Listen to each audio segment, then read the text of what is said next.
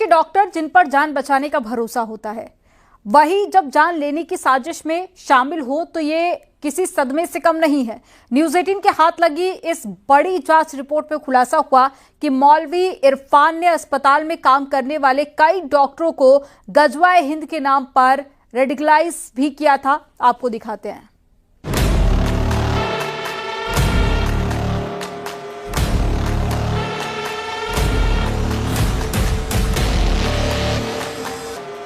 Delhi blast की जांच जैसे जैसे आगे बढ़ रही है, देश की सुरक्षा एजेंसियों के हाथ चौंकाने वाली खबरें लग रही हैं। इसी कड़ी में CNN न्यूज़ 18 को बेहद चौंकाने वाली खबर का पता चला है। सूत्रों के मुताबिक ये ग्रुप बेहद संगठित और सुनियोजित तरीके से देश भर में स्लीपर सेल फैला रहा था। मास्टरमाइंड मौलवी इरफान ने अस्पताल की नौकरी के दौरान कई डॉक्टरों को रेडिकलाइज किया। उन्हें गजवाए हिंद की विचारधारा और हिंदू विरोधी भाषणों से भड़काया गया।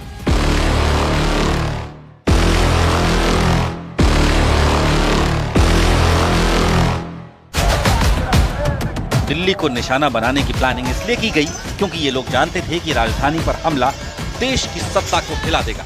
फिलहाल जिन लोगों को गिरफ्तार किया गया है वो इस आतंकी नेटवर्क का कोर ग्रुप है।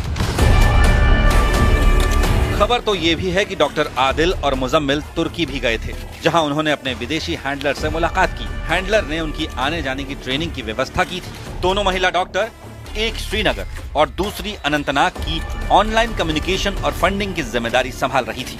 डिजिटल फॉरेंसिक जांच में 400 से ज्यादा एन्क्रिप्टेड चैट्स मिले हैं, जिनमें पैसों के लेन देन, सेफ हाउस और आगे की प्लानिंग पर चर्चा की गई। 2023-24 में एक महिला डॉक्टर को इस्तांबुल और दोहा से काफी विदेशी रकम भी मिली थी।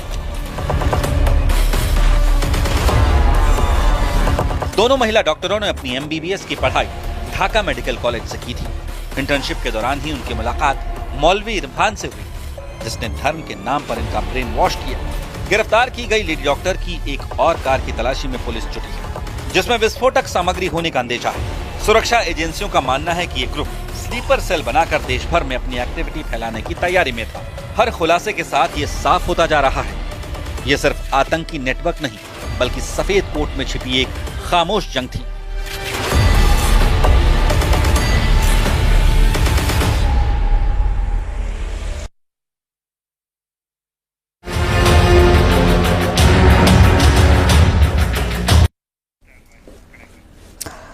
दिल्ली ब्लास्ट के बाद में आरोपियों की धरपकड़ में जुड़ी एजेंसियों ने एक और आरोपी को गिरफ्तार कर लिया और वो आरोपी है डॉक्टर शाहीन का सगा भाई डॉक्टर परवेज। पुलिस परवेज की पूरी कुंडली खंगाल रही है। वो कहां नौकरी करता था, उसने कब किससे संपर्क किया और क्या शाहीन ने उसे दिल्ली धमाके की प्लानिंग में शामिल किया था। जांच एजेंसियां इन सारे सवालों के जवाब ढूंढ रही हैं।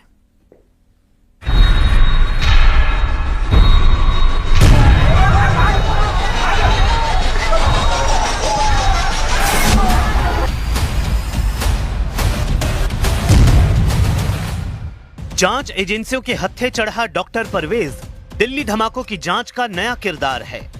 वो अलग बात है कि डॉक्टर परवेज का कनेक्शन डॉक्टर शाहीन से है, क्योंकि परवेज और शाहीन सगे भाई बहन हैं।